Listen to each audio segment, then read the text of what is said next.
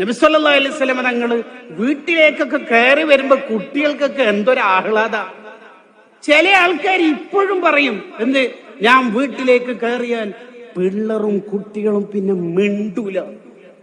അതൊരു പെരുമ്പാമ്പ് വീട്ടിൽ കയറിയിട്ട് കട്ടിന്റെ അടിയിൽ പോയാലും ആരും മിണ്ടൂല, പിറക്കത്ത് പേടിച്ചിട്ട്. ഇവൻ വല്ല നബിനേക്കാൾ വല്ല രക്ഷിതാവാകാൻ നോക്കുക. ഞാൻ വീട്ടിൽ കയറിയാൽ പിള്ളർ മിണ്ടല്ല.